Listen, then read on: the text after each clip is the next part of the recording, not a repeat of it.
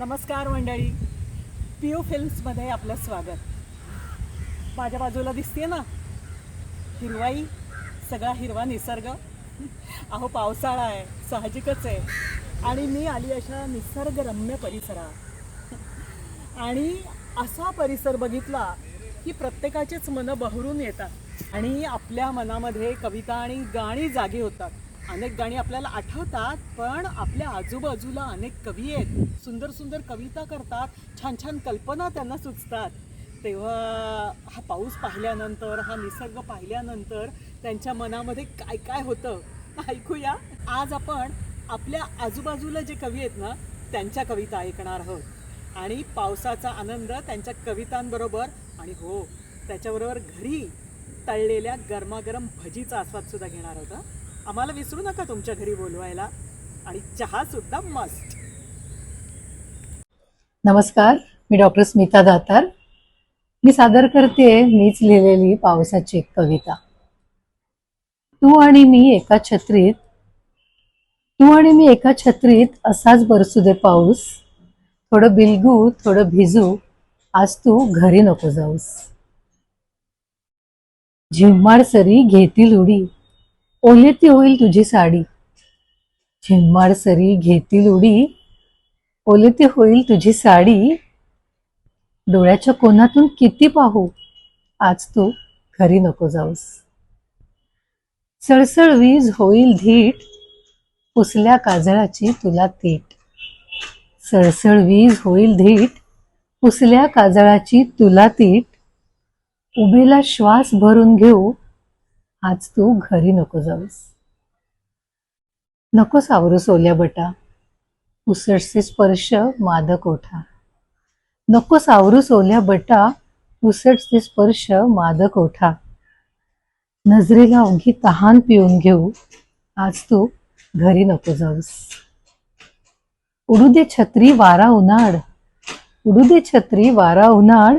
मनात गारवा तन बेभान, चल पावसात वणवा लावू, आज तू घरी नको जाऊस. तू आणि मी एका छत्रीत, दोघं पाऊस पाऊस होऊ. थोडं बिलगू थोडं भिजू, आज तू घरी नको जाऊस. आज तू घरी नको जाऊस. नमस्कार. कवितेचं नाव आहे पावसाळ्यातील शाळा आणि कवयित्रीचं नाव आहे सौभाग्यवती प्रमोदिनी अनिल देशमुख. गडद काळ्या ढगांनी काळा काळा फळा व्हावा, गडद काळ्या ढगांनी काळा काळा फळा व्हावा. पांढऱ्या शुभ्र थेंबानं फळ्यावरला शब्द व्हावा. चमचमणाऱ्या विजेनं वर्गातील दिवा व्हावा, कडकडणाऱ्या बिजलीनं घंटेचा नाद व्हावा. रंगबिरंगी फुलांनी चित्रकलेचा तास घ्यावा, भिरभिरणाऱ्या फुलपाखरानं रंगाऱ्याचा ब्रश व्हावा. चिवचिवणाऱ्या पाखरांनी गाण्याचा पाठ घ्यावा, चिवचिवणाऱ्या पाखरांनी गाण्याचा पाठ घ्यावा. तडतडणाऱ्या पाण्यानं गाण्याला टेका द्यावा. चिमुकल्या तुणपात्यानं हात जोडून उभं राहावं. प्राणी पक्षी फुले यांनी नमस्ते एक साथ म्हणावं. हा निसर्गाचा वर्ग, यात साऱ्यानी यावं. भांडणार नाही, मारणार नाही, कोणाचा डबा खाणार नाही, या अटीवरच लबाड माणसाला आत घ्यावं. पाऊस प्रत्येक वयातला वेगवेगळा असतो. अगदी लहान असतो तेव्हा आपण ये रे पावसा, तुला देतो पैसा, पैसा झाला खोटा, पाऊस आला मोठा, असं म्हणत पावसात नाच नाच नाचतो. थोडेसे मोठे झाल्यानंतर सांग सांग भोलानाथ, पाऊस पडेल का, शाळेभोवती तळ साचून सुट्टी मिळेल का. त्या वयात सुट्टी मिळण्याचं महत्त्व खूप असतं. त्यानंतर मग किशोरावस्था, त्यानंतर तारुण्यामध्ये प्रवेश करतो. आणि तारुण्यातल्या पावसाला तर अनेक संदर्भ असतात. आणि मुख्य म्हणजे त्याला तिची आणि तिला त्याची आठवण येत असते. आठवण दोघांची एकमेकांना येत असते, पण त्याला वाटणारा आणि आवडणारा पाऊस आणि त्याच्या मागचं कारण वेगळंच असतं. त्याला काय वाटतं हे तिने छान शब्दात बांधलंय बरं का. आणि ते सादर करतेय मी स्मिता आपटे. म्हणजे गंमत बघा, भावना एका पुरुषाच्या सादर करणारी सुद्धा कवयित्री आहे, म्हणजे अर्थातच एक स्त्री आहे. त्यांचं नाव आहे सौ प्रमोदिनी अनिल देशमुख. बघूया त्याला कसा पाऊस आवडतो किंवा का आवडतो त्याचं कारण ती सांगतेय. तू, मी आणि पाऊस. तू, मी आणि पाऊस. छत्री आणायला नको विसरूस. छत्रीला चुकवून 4 खट्ट्याळ थेंब येतील. तुझ्या केसात अडकून त्याचे मोती होतील. गालांवरून ओघळताना गुलाब फुलतील. छत्रीला आड करून गुलाब मला खुडू दे. मोत्यांच्या सरीमध्ये मनसोक्त न्हावू दे. तू, मी आणि पाऊस. छत्री आणायला नको विसरूस. नेहमी दूर राहणारी तू. छत्रीच्या बहाण्याने जवळ येशील. चुटपुटत्या स्पर्शाने नाराज झाले असे भासवशील.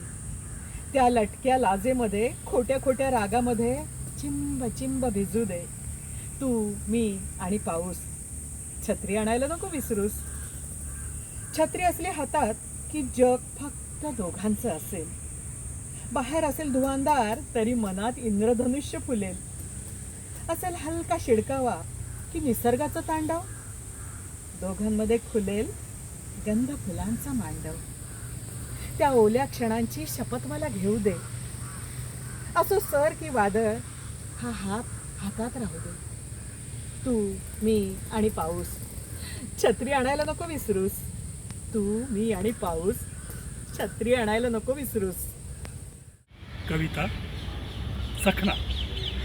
कवी रवींद्र देशमुख. सादरीकरण शिरीष सुकटणकर. वैताग आलाय वैताग. जातो तेथे कांदा भजी, बटाटे वडे, गरमागरम आलं घालून उकळलेला चहा. अरे वैताग आलाय वैताग. जातो तेथे कांदा भजी, बटाटे वडे, गरमागरम आलं घालून उकळलेला चहा. मी म्हटलं बस रे पावसा.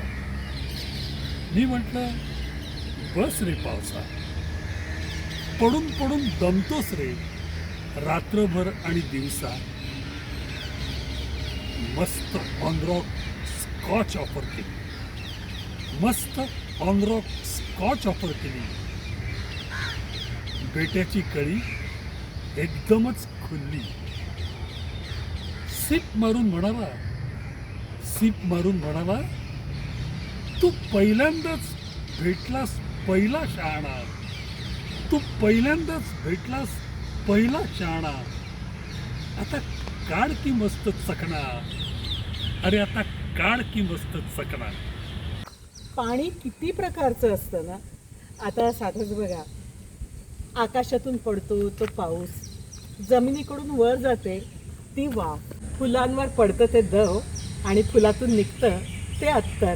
मी प्रदीप फणसे. पाऊस पहिला ही कविता माझी स्वरचित आहे. पाऊस पहिला वळीवाचा. पाऊस पहिला वळीवाचा, भिजवी चिंब मना. कुंद आठवणींची दाटी, हळूच सोडी पाऊल खुणा. गंध मातीचा अन किणकिणती कंकणांची. गंध मातीचा अन किणकिणती कंकणांची, संततधार पागोळ्यांची, रुमझुम जणू पैंजणांची. दुडक्या चालीने धावे खळखळणारा तो झरा. दुडक्या चालीने धावे खळखळणारा तो झरा. झेप अवखळ प्रपाताची, भिजवी तप्त धरा. हिरवी कंच दुलई पांघरली जणू अवनीने. हिरवी कंच दुलई पांघरली जणू अवनीने. हळूच डोकावती फुले होती सुगंधित मने. ओथंबले काळे घन हळूच त्या क्षितिजावरी. ओथंबले काळे घन हळूच त्या क्षितिजावरी. करिता गुजगोष्टी सरितेशी, अंग अंग तिचे शहारी. आनंदितो अवघा निसर्ग. आनंदितो अवघा निसर्ग, स्वागत करीत जलधारांचे. उधळीत सर्वस्व अखंडित, भले चिंतितो मानवाचे. भले चिंतितो मानवाचे.